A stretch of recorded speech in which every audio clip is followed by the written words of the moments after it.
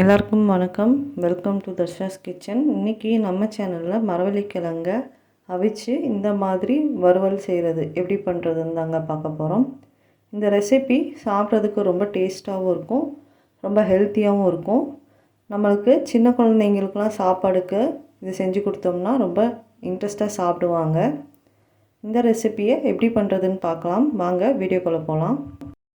நான் இன்றைக்கி இந்த மாதிரி 2 மரவள்ளி கிழங்கு எடுத்து தோலெல்லாம் எடுத்துட்டு கொஞ்சம் மீடியம் சைஸாகவே பீசஸை கட் பண்ணி தண்ணியில் போட்டு வச்சுருக்கேன். இப்போ இதை ஒரு இட்லி பாத்திரத்தில் தண்ணி வச்சு நம்ம கட் பண்ணி வச்சுருக்க மரவள்ளி கிழங்கு பீசஸ் எல்லாம் இதுள்ள சேர்த்திக்கலாம். இதை சேர்த்திட்டு நம்ம இப்போதைக்கு உப்பு போடாமல் இதை கொஞ்சம் நேரம் வேக வைக்கலாம். ஃபஸ்ட்டு உப்பு போட வேண்டாம், கிழங்கு வேகாது. இப்போது ஒரு அரைவாசி வெந்த உடனே தேவையான அளவு உப்பு சேர்த்திக்கலாம். அப்புறம் 1/2 டேபிள் ஸ்பூன் அளவு மஞ்சத்தூள் அதையும் சேர்த்திக்கலாம். இப்போ கிழங்கு நல்லா வேகட்டும். இப்போ இதை எடுத்து ஒரு பாத்திரத்தில் வச்சுக்கலாம். இப்போ இந்த மாதிரி குட்டி குட்டியாக கட் பண்ணி எடுத்து வச்சுக்கலாம். ஒரு கடாயை வச்சுக்கலாம். அதில் கொஞ்சம் எண்ணெய் சேர்த்திக்கலாம். எண்ணெய் சூடான உடனே தாளிக்கிறதுக்கு கொஞ்சம் கடுகு அதையும் சேர்த்திக்கலாம். கடுகு பொடிஞ்ச உடனே கொஞ்சம் கருவேப்பிலை இலை, அது கூட காரத்துக்கு 2-3 வரமிளகாவை சேர்த்திக்கலாம். இப்போ இது லைட்டாக வதங்கட்டும்.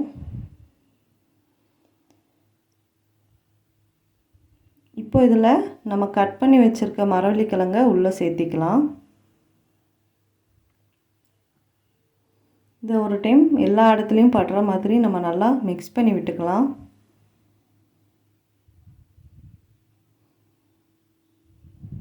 இப்போ இந்த மாதிரி மிக்ஸ் பண்ணி விட்டதுக்கப்புறமா இதில் கொஞ்சமாக துருவின தேங்காய் ஒரு 1/4 கப் அளவு இருக்குது, அதையும் சேர்த்திக்கலாம். இப்போது இந்த தேங்காய் எல்லா இடத்துலையும் படுற மாதிரி நம்ம நல்லா மிக்ஸ் பண்ணி விட்டுக்கலாம். மரவள்ளி கிழங்கு நல்லா வெந்து நல்லா மசிஞ்சு இருக்குது. இது இப்படி சாப்பிட்றதுக்கு ரொம்ப டேஸ்ட்டாக இருக்கும். நம்ம இதை பிரேக்ஃபாஸ்ட்டுக்கு கூட எடுத்துக்கலாம், இல்லை டீ டைம் ஸ்நாக்ஸாக கூட எடுத்துக்கலாம். இப்போது இதை நம்ம சர்வ் பண்ணிடலாம். இந்த வீடியோ உங்கள் எல்லாத்துக்கும் ரொம்ப பிடிச்சிருக்கும்னு நினைக்கிறேன். பிடிச்சிருந்தா லைக் பண்ணுங்கள், ஷேர் பண்ணுங்கள், கமெண்ட் பண்ணுங்கள், அப்புறம் நம்ம சேனலை சப்ஸ்கிரைப் பண்ணுங்கள். தேங்க்யூ.